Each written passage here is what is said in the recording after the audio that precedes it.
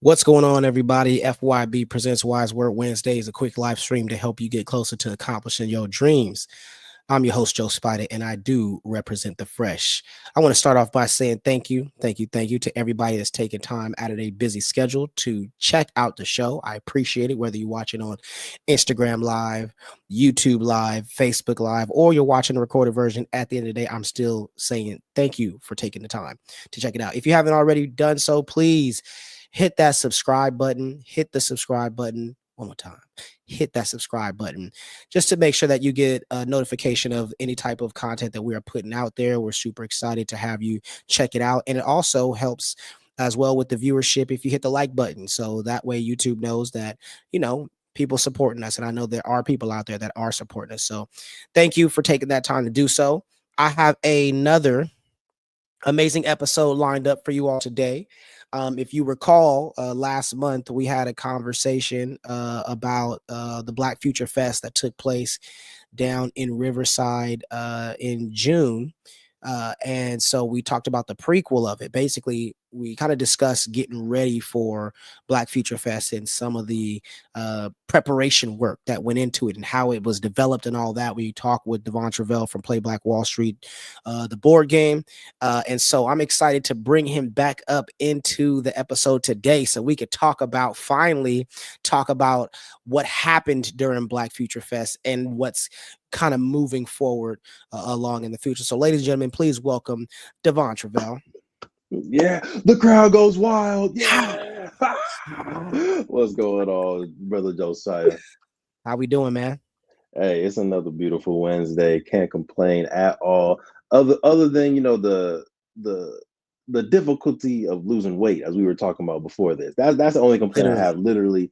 have, literally in life. But on the other side of that, that means I have enough food. I have plenty of food, so I can't complain. That's true. That's true. I'd rather have it and not need it than need it and not have it. So right now you Precisely. got it. There it is. There it is. But yeah, I'm excited to get into it. I know last time we were talking, we were holding back, right? Because there were some things that we wanted to save for part two of the episode. So I'm looking forward to being able to just share all the ups and downs of what the experience was like, day of, morning of, night after, all that good stuff. And looking forward to also just seeing what other questions folks have about doing events, right? Hosting events, starting your businesses. I know your viewers are visionaries. I know they're entrepreneurs or aspiring entrepreneurs and some entrepreneurs. So looking forward to seeing what type of questions come through the comments as well. Absolutely, man. So let's get it right into it. The morning of, right? Whew. Black Future Fest. Like, because I know when I'm thinking about how I was feeling, right? In fact, let me play this something real quick. Because I Oh, you know you got did clips. you did the promo video. So shout out to your media team because they killed it with the promo video. Well, I don't know, not a promo, but they talk just like a wrap up, a recap video, basically. Mhm. Once I get this here StreamYard to figure it out. Give me one Yeah, sec. shout out to Harry, our video editor. Shout out to Jair, the person capturing the videography. Yes. Yeah, we got a dope team, man. Yeah, man. They held it down for sure. Oh yeah. Let's see, share screen. And while you're putting that up, that's something that I feel like is mandatory, no matter how big or small your event is. Look, have a media team, even if it's one person with a smartphone. If you got multiple people with actual cameras, have a shot list. Like, hey, I want you to get this, I want you to get that, because day of when everyone's running around, it's going to be so hard to think of those things on the spot, right? So you want to Right. be able to just give them all those things the head of the game. That way, while I'm doing my workshop, while I'm solving a problem for lunch, like Jaid, he already has his 15 shots that he has to get. He's already tapping Josiah's shoulder, like, hey, we gotta get an interview, bro. Let's let's go. Yo, when I say Jair was on top of it, bro was like from the beginning when he was like, "Hey, what's up, man? Hey, don't forget we got to get you." You know what I mean? Like it was like we got to get you recorded. I was like, bet for Good. sure. So, yeah, man, he was on top of it. Let's see. This is the video I wanted to play. Josiah Damaris Oops, Greer, can you hear it? representing the Yep. team, Wise Okay, Word cool. Wednesdays. Shout out. My name is Brandon Franklin. I am owner and founder of Power Athletics. My name is Maya Clarice Williams, and I am an African-centric scholar who uses social and cultural anthropology to really explore the solutions that we need for Black education. My name is Dr. Afriye Danley, and I'm excited to be here for Black Future Fest 2025. I am a hip hop educator, and I'm here to talk about remixing our educational systems. My role here is I am one of the panel hosts or a host for a couple different panels. I'm actually a little bit anxious because you kind of don't know what to expect. Like a lot of energy that I'm feeling, and I'm just wanting it to be the best. I'm looking forward to really connecting with people, really seeing, having good conversations. That's, one of the things I truly love about the things that I do is that I get to talk to people and get their insight and their perspective. Us coming in and being able to work with some of these young students, young athletes, young leaders was super exciting for us. And here we are, day of. It's exciting to see things come together. Devon and his team has been working hard and diligently on the event. So for us to be able now to add our component of it is super exciting. One of the things that I think is going to help catapult us into the Black future is a refocus, reiteration, re-emphasis on love. Love for the family, love for the self, love for the people, and of course, love for God. I love hip hop pedagogy because we like to engage the students. We like to keep them interested. And just like hip hop is the most popular form, a genre of music worldwide, globally, hip-hop pedagogy is something that is exciting and people will love as well. Everybody's in different fields, and some people might be in the same field, but they have a different focus. And so getting that opportunity to talk to them is really cool, and seeing like what they're passionate about and how their focus and their passion is helping, build the future for Black people, for the community. For a lot of these kids, they're not able to have what we're providing for them, whether that be an outlet emotionally, physically, or even an NBA style combine experience. So I'm here to talk to our students about how they deserve a culturally relevant education, how they deserve to learn in a style that benefits them, how they deserve to learn about problems that affect their community, and how they can begin to solve those problems. Those who are led by love will never lose their way. I always got to say, be fresh, and I love you. That's all I got. So I'm super excited about Black Future Fest 2025. Let's go. Yo, that was amazing, bro. Look, sign me up. That was amazing, bro. Yeah, loved it. Yes, Yeah, So talk about the the energy you was feeling. When it came down man. to the day of that morning. So if I can take even just like a 12-hour rewind back, just the night before, Mm-hmm. I could not sleep for the life of me. Wow. And it was like that night before like a championship game, right? Or a night before Christmas, a night before like you just really, really excited, a little bit nervous, you just got all the thoughts going on. I feel like I got maybe 3 hours, maybe 3 hours of sleep. But still when I did, wake up ready to go, right? Ready. Fully energized. And there was just a little bit of nervousness. Like we got 100 people registered, but who's gonna show up? Right. Right? We got 100 people registered. So on paper, it's looking successful, but who's actually going to be there? So we get there early, maybe like at like 7:30, I think it was our me and the Queen's call time. So we get there, cars packed to the brim with all types of snacks and signage and all that stuff. The first good sign was we pulled up to the gate, and it's at La Sierra University in Riverside, California. So we pulled up to the gate, and as soon as we pull up there, we say, "Hey, we're here for the event." The guard says, "Oh, Black Future Fest." Go right You're like, in. yeah, you know what I'm saying? That's Ask what we're about here me. for. That one right there. Yeah, Yeah. ask about me.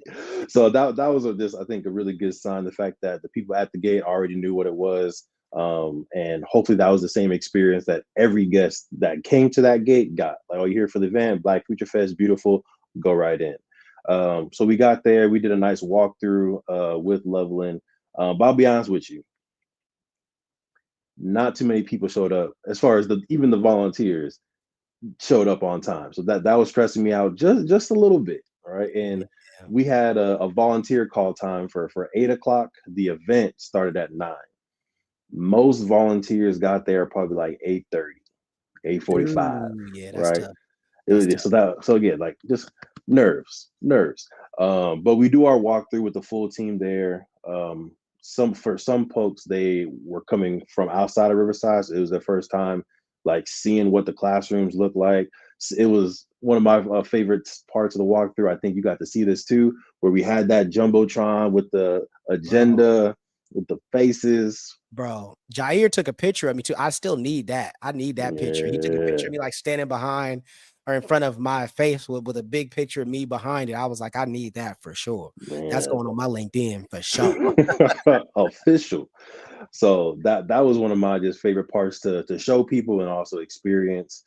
Um, okay, now at this point, we've done the walkthrough, right? Things are pretty much set. It's 9 o'clock. Nobody's here yet. Mm, It's 9 o'clock. It's only the volunteers, my parents, the Queen's parents, you, Jaid, right? The squad is there, but there's maybe I think one dad with his son there at 9 a.m. So at this point, I'm freaking out. What's going on? Like 100 people showed up, or 100 people registered. How many people are actually going to show up? yeah. So this is where we have to be flexible with the agenda, right? Just make some slight adjustments to how long workshops are, make some slight adjustments to how long lunch is. But then 9:15 comes, we get a nice little trickle of people. I'm like, okay, we got 5, we got 10, we got 15, all right. And then 9:30 comes, a more trickle of people. Okay, we got an event. We can actually get started. Um, and then we started with the opening welcome. And this is where again I got the sense of, oh, it's going to be a good day. Right. So in the opening, we just do a little bit of language, right? So like teaching people what I go means, what Ashe means, what Ame means, and all of these are words from the Twi language of West Africa, Ghana to be specific. Go meaning lend me your ears, may I have your attention. May is the response to that is you may have my ears, you may have my attention. Ashe meaning so it is, or and so it will be. We went over words like future, African diaspora, just really setting the tone. And the tone that was, I guess, received back from the audience for me was they were locked in, right? Absolutely. Like it was quiet. I saw people taking notes. They were just completely focused on the agenda at hand. And even right before that, I asked permission from the elders, and then some. That's typical, right? Permission from the elders is typical Yeah. within events that we do within at least higher education or African Center higher education. Right. Where we remixed it for Black Future Fest is we also asked for the permission of the youth. That Yes. never Yo, happens. when I seen that, bro, and I don't mean to interrupt you, but like when I seen that, I was like, oh yeah, this is different.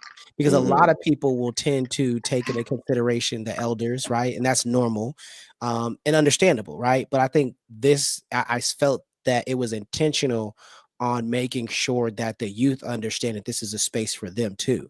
You know what I Right. mean? And that's one of the things where it's like, I don't see that happening often, that the youth are considered um people who are in charge of Mm, the direction that we choose to go. You know what I'm saying? So yeah. I think the fact that I saw that, I was like, yeah, okay, yeah, it's to another level. Yeah. Different. I think I saw a clip with KRS-One saying that in hip hop, right? And shout out to Dr. Damian Daniely for bringing in hip hop pedagogy to Black Future Fest. But in hip hop as a culture, right, as you grow and you progress, there should be some type of cycle of knowledge, right? Yeah, The older generation should be learning from the younger generation, taking some new language, taking some new skill, learning how to use AI, learn about new beats, and then bring that to the older folks. And then now they're ahead of the curve. But and then also the younger folks should be talking to some of the OGs, talking to the elders, getting some history, getting some knowledge, and be able to bring that back to the young folks, and then they'll be ahead of their game. But if you only stick with your generation, you're not going to be able to really, I think, outpace your generation as well. So that's what we really wanted Black Future Fest to be, is that just community and cycle of wisdom, of experience, of knowledge between the younger generation, the middle childs like us, and then the older generation. Yeah, I mean, it sounds like, KRS-One was talking about Wise Word Wednesday. That's what it's like, you know what I'm right. saying? Like, but I definitely know that clip that you're talking about, because it's like you said, like when we're able to get the technology, right? Because the youth got the technology, right? They know how to use it because they were born with it. They were born using it. A lot of people have, as soon as they get born, it's a camera in their face, it's a phone in their face, a tablet, an iPad, whatever. They know how to use it so well that they can teach us. Oh, snaps. Like people who, I come from an interesting generation, because how old are you, Devon, if you don't mind me? I can't remember. I think 32. You're like 30. Yeah, so you're 3 years younger than me. So like I grew up in a time where like I knew what it was like to go through most of my childhood without a phone, right? Like I didn't get a phone until 8th grade because I worked for it. I got a job for it and paid for it myself. That was the first time I had a phone. But even then, phones weren't like, they didn't have apps on them. You know what I'm saying? Like you had Snake. Oh yeah, Snake. That's all you had Snake, you know what I'm saying? And you had T9 texting. You know what I'm saying? That's pretty much what it was. So we know, and I'm sure some of your childhood was like that as well, where we know what it's like to not have a phone. And so no matter how much the phones are introduced to us and used now, we still have a level of understanding that this is not a necessity to that extent. Whereas to the young people, they don't know what it's like to not have it. They can't even imagine what it was like to have a house phone. Like they didn't know, like they can't even conceptualize that idea. Like, what do you mean there's one phone for an entire family to use? Like what if you want to talk in your room? What if you want to, it had a cord? Why does it have a cord? Like, you mean you have to dial the number? So their advancement in technology is far greater than we can fathom, because we don't know what it's like to have. By the time we were introduced, we already got exposed to limitations. They know what it's like to imagine without the limitations. And so we need them for that. And they need us for our history, our stories, our knowledge, our wisdom, our experience. And if we're able to give them that and they can combine it, boom, they take it to another level. For sure. And so are we. Yep. You definitely need both, right? And kind of speaking of that, the value of having both the technology, but also the tactile, something that for sure saved my stress levels, bro, during the day, is beforehand having a run of show and a full printout agenda. It was about 12 pages that I gave out to the volunteers, right? And this was really my dad's job and the Queen's job specifically. I was like, listen, day of, I know I'm going to be running around. I'm going to be in workshops. I'm going to be, doing customer service. If you have a question, I've written almost all the questions, all details down in this 12-page document. Study this document, and day of, go to this document first before you come to me, right? And this is not disrespectful, right? Some people are like, you talk to your dad like that? No, I didn't necessarily say it in those exact words, but he asked me, like, son, how can I be helpful? What do you need from me? Right? Same thing, my wife, Devon, what do you need from me? I was like, I need you to please study this document. I've literally put my brain here, and whatever happens, go here, just because I know I'm going to be running around. So to decrease stress for everybody, here's the document. Highly recommended. That's something that I learned when working for Umoja for 4 years. We always created a runner show for every single event that everybody knows at this time, this is where you should be. This is where volunteers should be. This is where food is arriving. This is the number for food. Just have it all in the document so that one person doesn't hold all the knowledge. Right. No, I think that's critical. And that's something just I've learned too, as well, working with different events, and a run of show is a lifesaver, right? Because like you said, if everybody's come to that one person, if that one person is busy, man, I'll never forget this. There's this program that we do for students, right? And recently, in the most recent time of doing this program, a student got lost, right? And they didn't have their phone turned on. Their phone didn't have no power, and they were by themselves. So I looked like looking around like, where is this kid at? Like, what's going on? But mind you, I'm supposed to be hosting this event while this is happening, right? So I'm like, but because they had the run of show, they were like, we can just go ahead and get started. Like, it's all good. We'll figure it out. And everybody still had the same, like the rundown. And then, eventually I got there and was able to make it work and all that. But having that run of show is a lifesaver for anybody that has any questions. If they're part of the organizing, they don't have any questions really, because they're like, let me just go to this document. Right. And I'm sure everyone else is thinking about this, but did you find that kid? They were found. I didn't find them, but they were found. I put out an APB and noted all authorities and the entire city, the community. I told Batman and everything else, Spider-Man, and they eventually found him and brought him back, and they were safe. So and I said, never again. If I ever do anything like this again, you will have an adult with you with a phone at all times. Because I was like, technically they were an adult. I was like, oh, they're over 18. They're an adult, so they'll be fine. No, don't care. You're doing this. You're coming with an adult. Chaperone. Listen, mandatory. So that was another variable with Black Future Fest, because we did have some minors there participating in the NBA style combine. So some parents, just dropped off their child, and then their kid was there for the day doing the combine, doing the workshop. Some parents, which we appreciated, stayed and they were doing the workshops, engaged, and we got a lot of good feedback from the parents because they thought it was just going to be a thing for their students, right? And they just kind of stuck around just because they didn't want to go back and forth, but they ended up learning a lot about African-centered education, learning a lot about just entrepreneurship and just meeting cool people. And they were like, this was surprisingly great for me. I'm sure it was good for them too, but it was really good for me as a parent to be in this environment. So I thought that was an unexpected win for the day of event. Yeah, no doubt. So once the event got started, you actually saw people started showing up. We did the welcome, and then everybody started to disperse. Talk about like some of the sessions like that. That I don't know if you got to attend some of them, or because I know you was kind of like ripping and running, but maybe you got to, and I can talk about some of the ones that I attended as well. But what was your thoughts on the few sessions that you got a chance to kind of sneak into? Yeah. So I unfortunately, the first rotation, I was hosting a session, right? So I didn't get a chance to go anything. But I did a session on social entrepreneurship and using AI tools to help you build out that social enterprise. That was pretty good, if I do say so myself. I know that was during the same time that Dr. Damian Danieli was doing the intro to hip hop pedagogy. I heard his was popping. I think you were in his. So yes. How'd that go? Bro.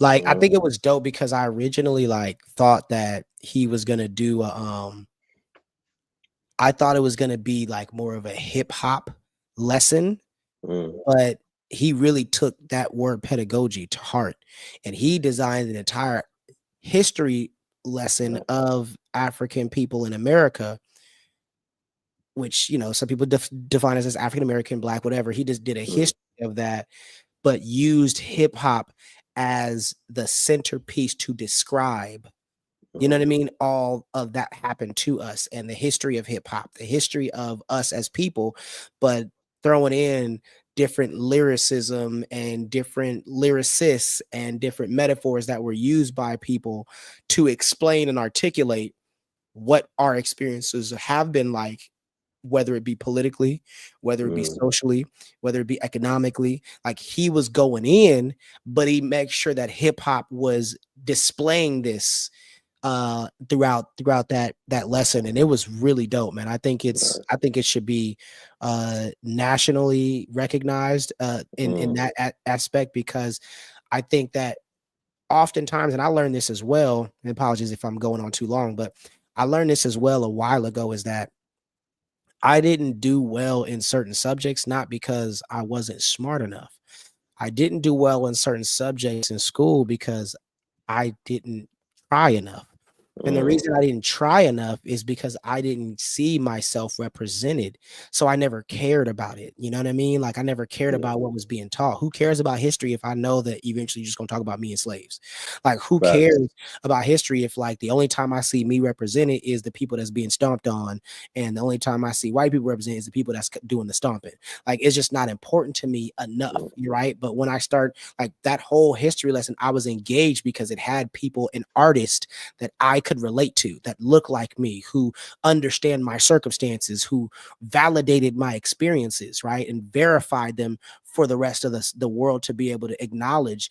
And he's using history to teach that, right? Like, so to me, like that's why I think it should be nationally recognized, because we need that for our students, for our Black students, for our African students in America, to be able to recognize from the diaspora that like there are people who look like you, who are intellectual, who are sophisticated, who have accomplished a lot, and they have done this despite any circumstances.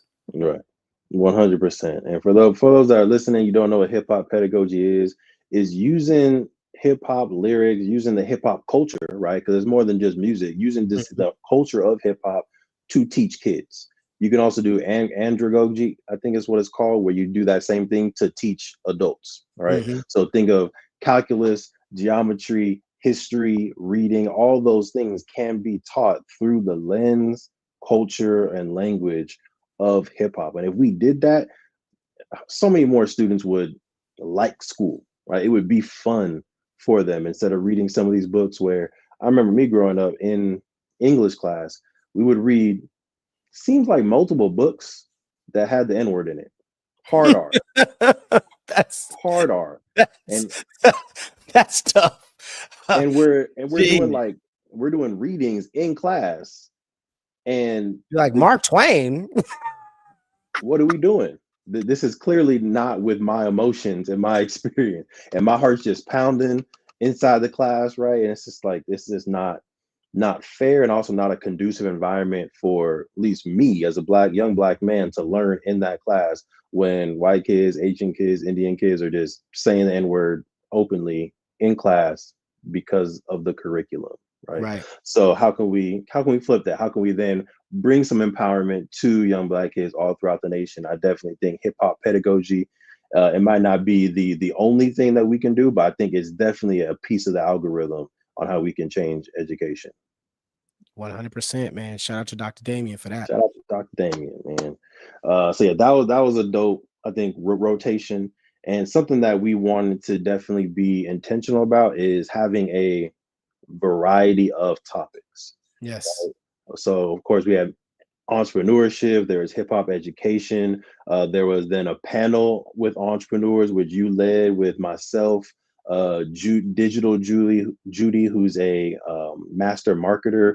We had Dr. Augustine Okosun on there, who has his PhD in health administration and is a previous professional basketball player. Myself, game designer, author, entrepreneur, and then brother Eric Elder, game designer and educator. Just very different stories, different pathways to get to where we were.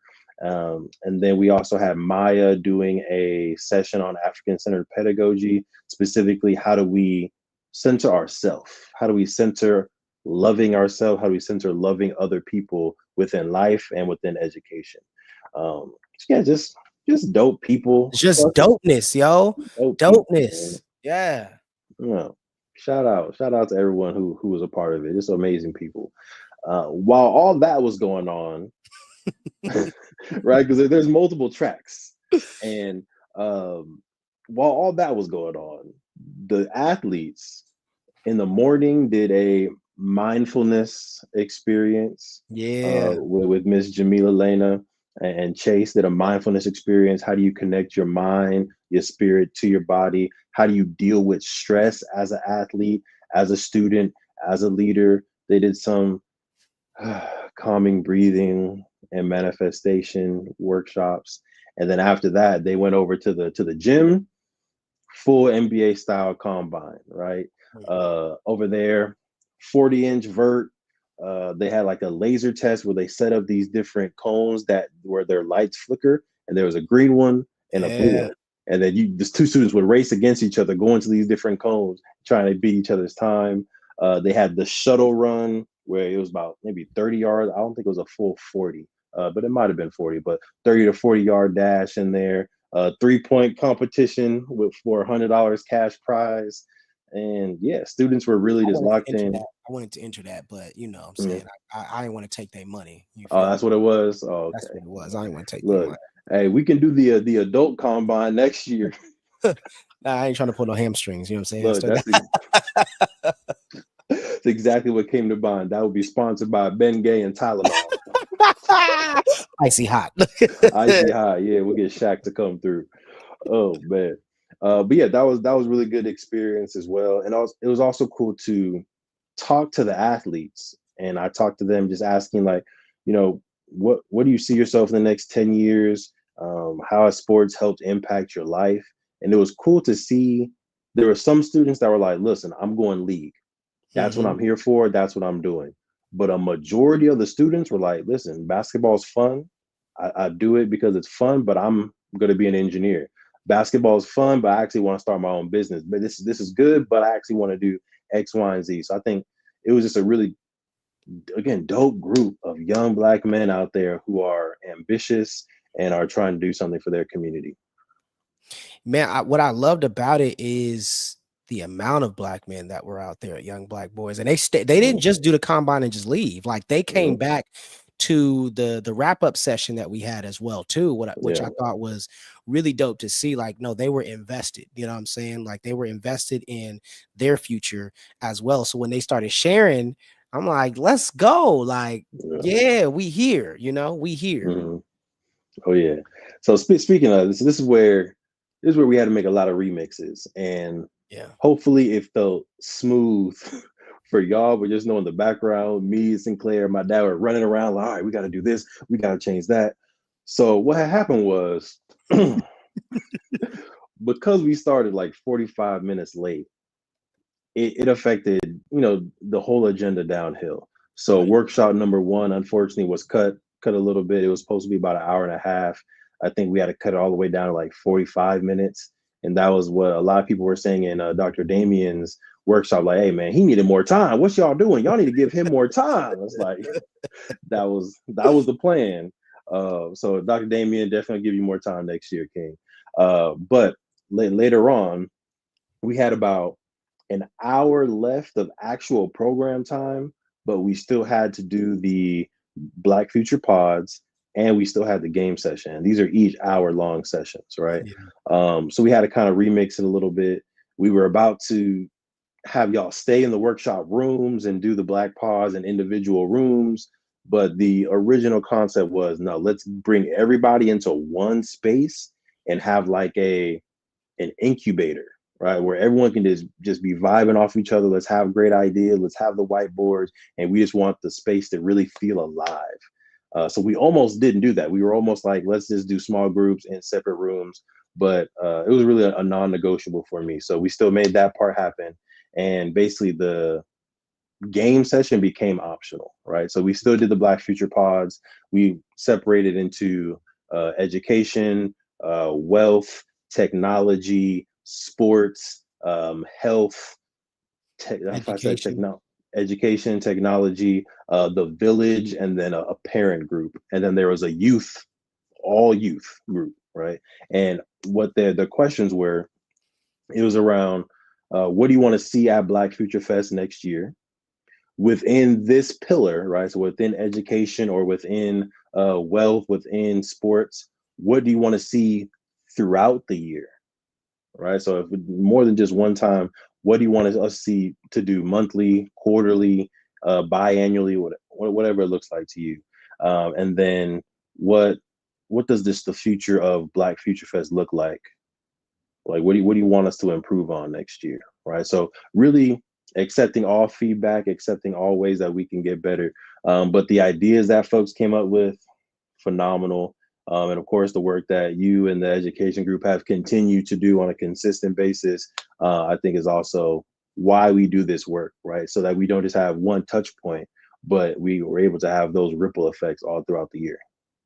Yeah, man, I think that's critical, right? Like, I love the fact that it posed the question of like, what do you want to see throughout the year as well, or what are you going to do to, Yeah. throughout the year. So that way it's like, and I think I learned that same thing in regards to the Amen conference, right? At the summit, the Addis summit, right? In 2022. And they were like, what are y'all going to do once we leave this space? Cause like, it's great to cultivate that energy. It's great to get everybody together and to discuss these huge ideas. But it's like, what are you going to do? You feel me? Like moving forward to make sure that it happens, because everybody's all dope and excited and gung ho at that time, Facts. but it's like, what's the action plan moving forward? And then also it was the challenge of like, who do you want to see here next year? Yep. You know what I'm saying? Like, That's I right. love that, because I love that. I don't know if you ever watched the podcast All the Smoke podcast with Steven Jackson and Matt Barnes, but one of their questions that they asked is, who do you want to see as a guest on All the Smoke? But whoever you say, you have to work to get them see on the show. So when you pose that question, like, who do you want to see next year as a part of Black Future Fest? And it's like, the way that I took it as like, and who am I going to help to make sure that we bring them, this as well. So, which I've been spreading some words to some folks, that I think are going to be interested. So, I definitely will connect y'all once I get the for show. But yeah, I think that part was really dope too, because it puts the onus back on us as the community, as opposed to putting all that burden on you all to say, go do it, and then we're just going to show up and participate. Like, no, this is a community thing. Each of us has the equal weight in regards to doing our part to make sure. It's like, I don't know if there's this Netflix show called Physical 100. I don't know if you've ever seen it, but it's basically a show about, like, they take 100 people and they're trying to figure out whose physique is the best, and who has the best body. And so they put them through a variety of different physical challenges. But one of the challenges that they had was like, the group had to like lift a boat. It was like a 2-ton boat, and they had to lift it up, but and to push it, to move it like super far, right? And so they had to like they did, it was super far. It was too far for me. I was just looking at him, I got tired. I was like, oh yeah, I'm cooked right now, right? But like, everybody had to be in their specific role to get that boat moved to where it needed to be. You know what I'm saying? Like, you had people who were like, listen, you're gonna push, we're all gonna push at the same time, but you're gonna be at the back and you're gonna be pushing because you're the strongest, you got the most body mass. You don't have that much body mass. So what we're gonna do is we're gonna put logs, you're gonna grab the logs and transport them underneath it, so that way it can roll on top. So that way we're not just lifting it. So everybody had their role. And if one person doesn't do their role, it impacts everybody else.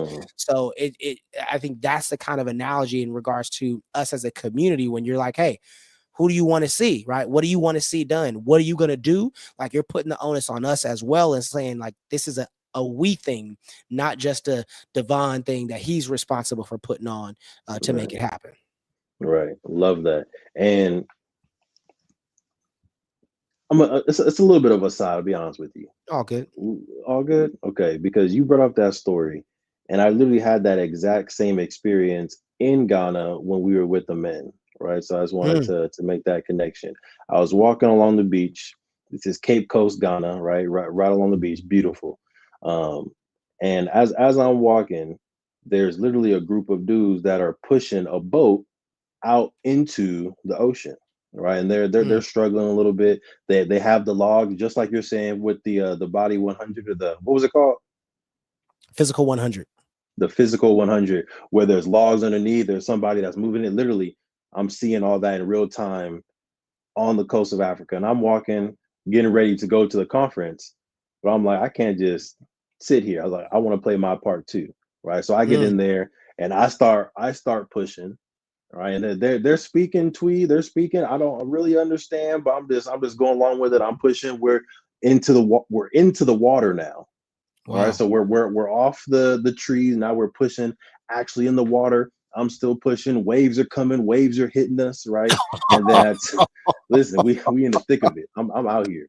At some point, the people in the back, they jump on the boat. Like 3 dudes jump on the boat, and it's just me and another dude that are still pushing. And then finally the people in the boat are like, go, get off, go. So and then I get off, and I run back into the ocean. But to your point, everybody has a role. But I think sometimes people see other people working, and just because they weren't asked to come, just because their role isn't clear, it's not assigned, Mm. they choose Ooh. not to play their role. But you have the Oh. capability, right? You have the capability, whether it's your mind, whether it's your body, whether it's your ideas, you have the capability to do a role. Just because it wasn't assigned to you doesn't mean that you can't still add that value. Bro, that's dope. That's Mm. dope for sure. Because too many people are waiting for somebody to point to them and say, it's your turn. When Yep. in reality, it's like, no, you are the ability, you knew what you're good at. You knew, Devon, you knew you've been working out. You knew, No, like, I'm I in can good push shape. something. I Yeah. could push something. You know what I'm saying? I could give. And the thing is, I don't have to be strong enough to push the boat by myself, but I know that if I'm strong enough to just hold my weight, I'm gonna make sure it's easier on the next man. You know what I mean? Right. I love Yep. that. Thank you. Thank you. I Also, love that. just a really dope. It was really dope memory. I think just being there and not just going to education, but just engaging with real people, helping out wherever you can. It was a good memory. So definitely glad I ended up doing that. Yeah, man. Ghana was Mm. dope. Ghana was dope. Shout out. Life changing. Life Man, changing. one day we got to do an episode just on our Ghana trip. You know what I mean? I think Facts. that, yeah, we could do that for sure. Maybe we'll do that next month because that Yeah. was a dope time for sure, in a lot of different ways, and I got a lot from that summit. So yeah, shout out to that. Go to Africa, y'all. Exactly. Everybody, every single Go to person Africa. needs to go there at least once. Yep. I just to see everybody look like you. Yes. Everywhere you turn on the TV, they look like you. The commercials, they look like you. The movies, they look like you. They, like, everywhere you go, you see yourself represented. And I was like, damn, that's what white people feel like in America. I wonder why they feel so entitled. You know what I'm saying? Like, it's just a confidence that you have. Yeah. Bro, and now we segueing, but like, bro, I watched a movie yesterday that didn't have a single black person in it. Not one. And it was a history piece. It was based in, like, World War II, but like and it was like based in Britain, you know what I mean? So it's like, I get it to a certain degree, but like, I know there was black people in Britain. Like, we're not gonna make it seem like there wasn't. But in the movie, again, like, to be able to I don't think there's any white American that can say they watched an entire movie and did not see themselves represented in anybody, not in the background, not in the key actors. Like, they're always going to be like, there I am. I am. You know what I mean? So to be able to, Black Panther, even Black Panther had Black Panther, white people in it. Yeah. Several, even Black Panther with Wakanda, even the Black Panthers movie, the Black Panthers, right? Like, they still had white police officers, white attorneys, white judges. Like, there were still, like, they're always represented in some way, shape, or fashion. So for me, it felt like this is why they feel that sense of entitlement. This is why they feel like this belongs to them, is because everywhere they go, they see themselves. Whereas to us, we have to go seek out where we're represented. But in Africa, you're everywhere. You're everywhere. So you don't have to go searching for your community because it's everywhere. Yep. Love it. It's a different energy, y'all. Go to Africa. Yes, sir. Yes, sir. But getting back to the Black Future Fest, though, when you swerve right on back, when you as it started to wrap up, because I remember there was the different folks ended up sharing what they planning on doing and things like that, and then we had a wrap up moment where we all took like a photograph at the end and a video. Like, what was going through your mind then for the Black Future Fest? Like, what was the feeling like for you? So again, I just want to rewind a little bit, because even before that, there was a moment where I think it was, you, my dad, wife, Dr. Damian Daniely, just kind of pouring into my cup and just saying the thank yous, and saying how, just sharing like how much work it took to be here, and basically just thanking me for the work. But also speaking my name in the same breath, the same room, the same thought, as amazing leaders like a Huey P. Newton, as amazing leaders like a Kwame Nkrumah, Carter G. Woodson, Dr. Martin Luther King. Like, so the fact that my name was even brought up in the same breath as some of these legends, some of these people that I read about, that I study, was just a huge affirmation to the man that I'm trying to become.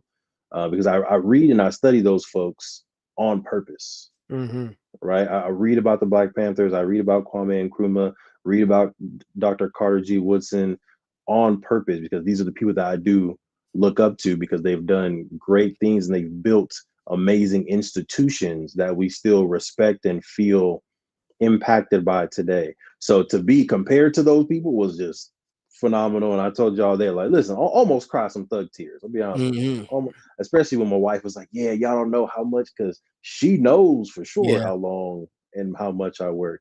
So for her to also, you know, say that public thank you, it was just huge. Cup overflowing.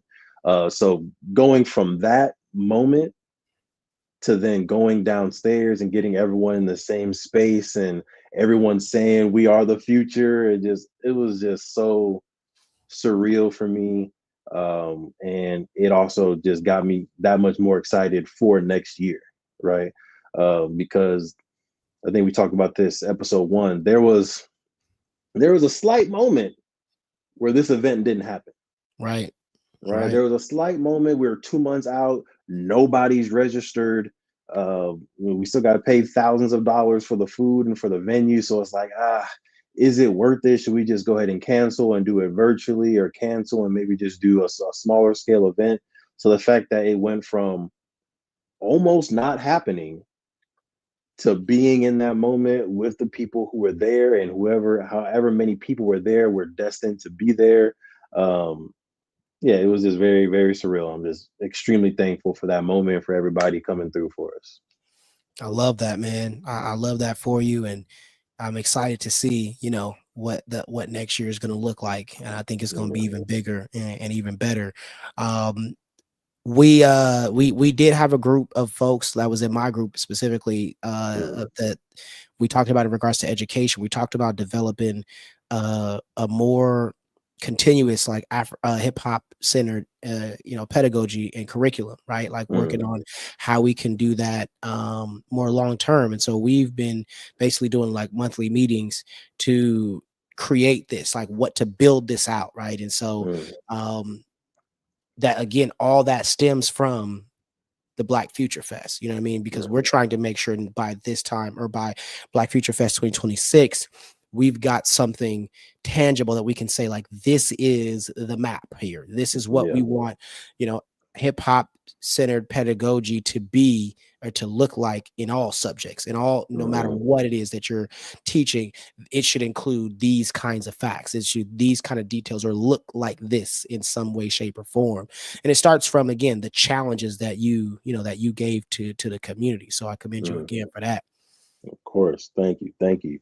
And what I'm hoping we can start cooking up, brother, is what it looks like to bring this type of energy on a smaller scale to Sacramento, right? Because obviously we're our home base. We're in Riverside, so Black Future Fest in June next year will definitely be in Riverside.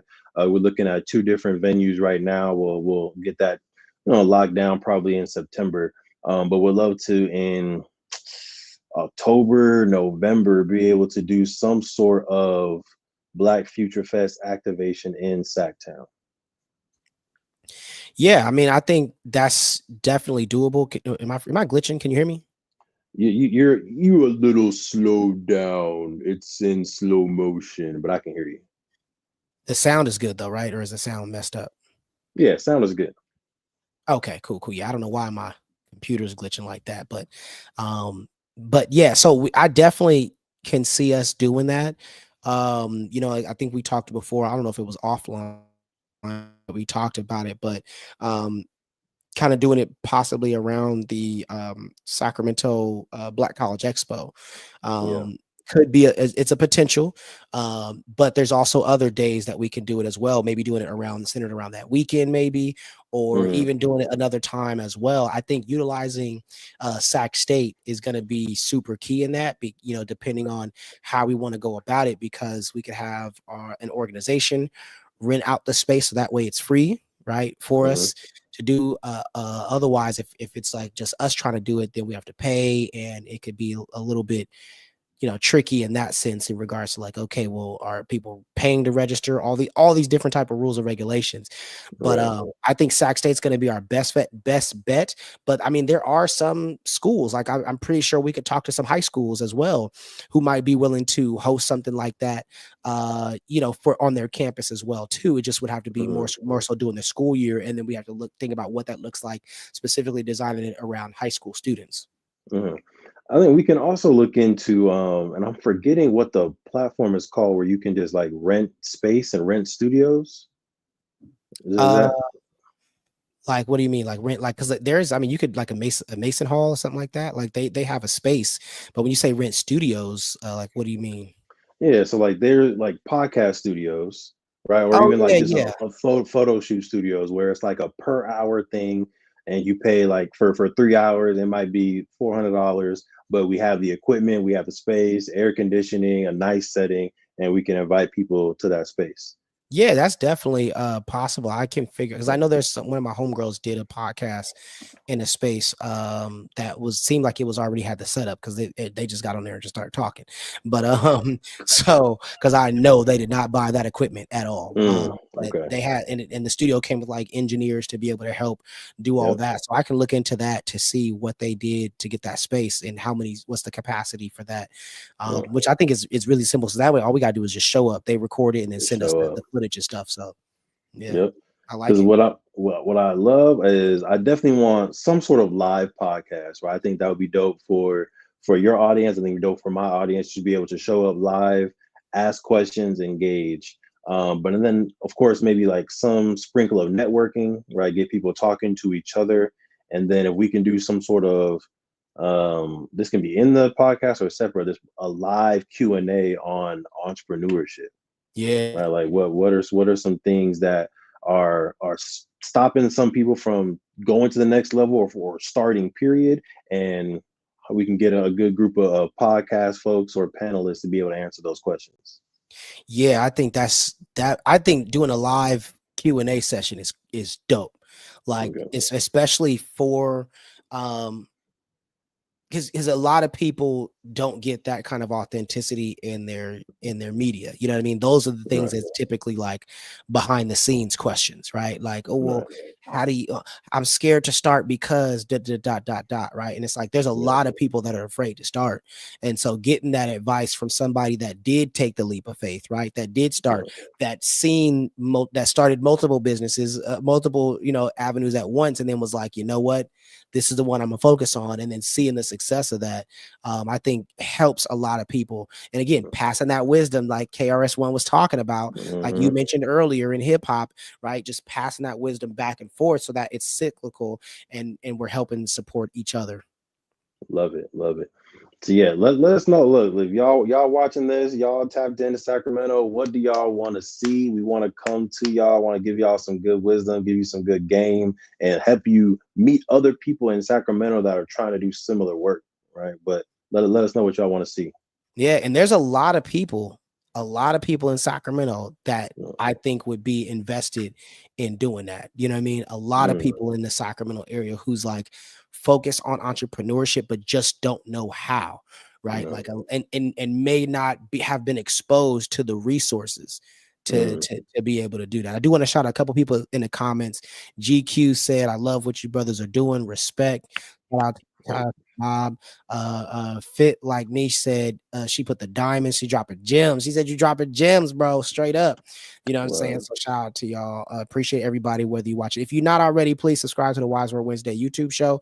Subscribe to the M4 show as well too. You know what I'm saying? We want to make sure we throw that out there for folks as well. I don't know if you got the tag in the last episode that I did. I put the @ you know what I'm saying, the M4 tag. I don't know if it automatically tags you or not, but I put it on there. Appreciate you. I I'll be drop. honest with you. I'll be honest with you. I need to get better at managing the M4 show. I've been locked in on Play Black Wall Street and Black Future Fest the past couple months, so I probably didn't even see that one, brother. It's all good. I just want, if you do, just let me know so that way I can keep doing it. I did it for this one too, but Sure. just double checking. Dang, I forgot where we were going with. Oh yeah, but Black 2, what it looks like in Sacramento. So like, do you see this being an entire day thing? Are you looking for this to be a multi-day thing? Like, what do you see? Man, I see at minimum it's a 3-4 hour event. Gotcha. Right. So Okay. where there's a solid hour of networking, people can get to know one another, a solid hour and a half, maybe even 2 hours of Q&A. And then it can be a last hour of mingling or a last hour of playing the board game, right? We can bring up some board games, people can play if the space is suitable for it. But I see a solid 4 hours, but I'm flexible, right? The people are commenting, they're like, hey, bro, we need a whole 7-hour agenda. Easily. We can definitely add some workshops in there and definitely make it happen.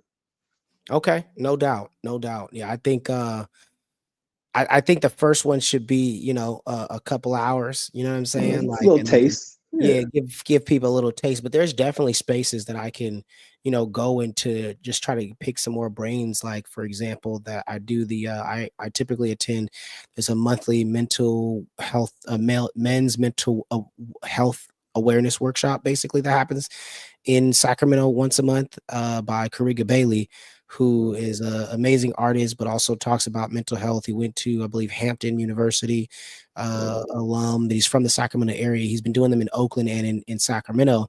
And there's like, bro, every time, I want to say there's like maybe like 60 men, at least Black men mostly, that come out about, just talking about mental wellness and showing support and introducing each other to folks. And so, or introducing themselves to each other and other folks. So I can just get some ideas. Some of them are entrepreneurships as well, or entrepreneurs.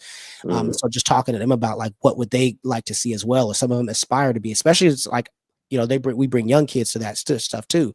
So some of them are like, I aspire to be an entrepreneur, but they just don't know how to attack that. So yeah, I'll definitely start reaching out to some folks as well and seeing like, hey, what would you want to see? Love it.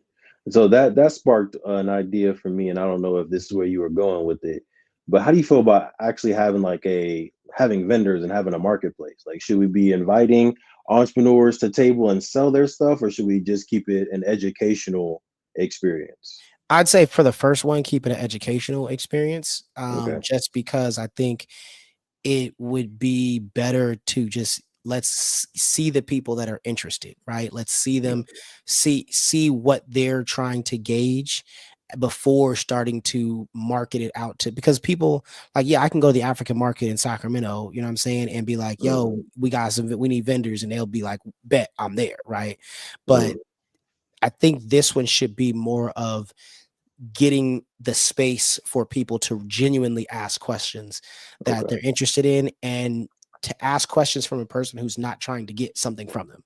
You know what I'm saying? I think that's what's critical. A lot of times people only ask questions from people, and the people who's answering is like, yeah, did you buy my gift yet? Like, you know what I'm saying? Like, you ain't buy something off my table. I don't know if I'm really trying to give you the real deal. But after you buy something, it's like, oh, well, let me tell you, since you done supported, when it's like, I know, like, obviously me knowing you for a while and knowing your heart, like, you want to pour out the knowledge. You want to pour out the information. You want people to be able to have access to that information. So yeah, I would say first, let's do let's keep it more education centered for people that are interested in getting more education. And there might be some people who are experienced who still just like, look, I just want to make sure I'm doing it right. You know what I mean? Cool. We could bring them too. Dope. Look, sounds good. I got a lawyer that I want to see if she's down to come through. She's an intellectual property lawyer. I think that would be just a good addition to the panel in case people have trademark questions, copyright questions, anything like that. You wanna have that lawyer handy. Yeah, man, that's a thing a lot of people don't think about, man, is that TM, bro. That TM, that IP, like that, those are critical too, because people done got their businesses took. I just found out that the reason Sprite changed their name is because yes, I just found out there was a person who there was an OnlyFans model who had the name that had like Sprite in it or whatever, and Sprite basically asked her to change the name of her OnlyFans name, and she had looked it up and saw that the name Sprite was not purchased anymore. Their trademark had run away, so she purchased it, and that's why they shifted to Starry now. They're switching it to Starry as which opposed is to Sprite. terrible. Which is terrible. Terrible, right? But they're just like, we don't own this anymore. She owns it, so we're just gonna make a pivot. But think about how expensive it was for them to now change all of their stuff from saying Sprite to Star. You got to start a new marketing campaign to be able to change this so that people, when they look at Starry, they think of Sprite, which that's not the case, right? So I just found this out like just last week. I was like, oh wow, that's why they changed it. So yes, talking about trademark, IP, like those are super necessary. Yeah, that's millions of dollars of brand equity that they just lost. That's wild. So every 6 years you got to renew your trademark, y'all. Every 6 years you got to go back into United States Patent and Trademark Office and renew your trademark. So go ahead and put that in your Google Calendar now. Yeah. Get that reminder. Just do it every 5, just in case. Absolutely necessary, man. Necessary. Shouts out to Queens of Production, just joined the IG. Shout out. What's popping, man? Happy belated birthday. I know I told you happy birthday already on your birthday, but happy belated birthday. I hope you had a great queen like birthday as you deserve. Anything you want to leave the people with as we're getting ready to wrap up? Man, I'm trying to think if there's anything different. Start trying to build your team of trusted advisors, your team of people that you build with, whether you're young at high school, middle school, you're college, whether you're a little bit older, you're in your professional career, like start really finding those people that you can trust, that you can lean on to build, because I know you got a big vision, but the thing about it is you can't do everything by yourself. Right. So definitely start to collect those people that you're able to partner with and do amazing work with on both sides. Like they help you with your vision, you help them with your vision, so that y'all can be better together. Start really thinking about who those people are for you. I love that, man. And it starts with your circle, man. It starts with, everybody that's around you might not necessarily be fit specifically to do what it is that you're called to do, but knowing who is helps and being able to rely and depend on that person. So agree wholeheartedly. I just want to leave y'all with, just making sure that you're taking care of yourself. You know what I'm saying? In all aspects of it, and surrounding yourself with like-minded people. I think that goes a long way. If anything you're trying to accomplish, man, it gets really, really difficult when you're trying to do it with a bunch of people that don't have the same mentality, that aren't really focused on the same thing, the same goals. And it doesn't have to be like, I want to be an entrepreneur, so you want to be an entrepreneur. It doesn't have to be like that. It's like, I want to be an entrepreneur and I'm getting better at being an entrepreneur. Is the person I'm hanging out with getting better at being the best? It could be anything. The best jet, right? The best Subway person, right? Like the best individual. Are they working on them best selves? And if they're not, are they open to the critique or criticism that one might have to help support them, to make them better, to improve themselves? Because a lot of people think they're already great. They think that I'm good as is, but you want to hang out with people who are like, I know I need to get better. Can you help me?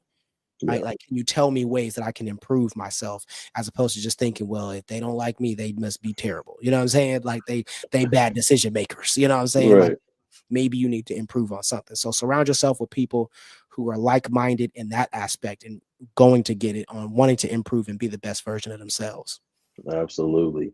So can I do one more plug before you do your amazing sign off? Listen, BLK Future Fest, blackfuturefest.com. Head there. Registration is already open. Bam. Y'all see the magic. We in the future.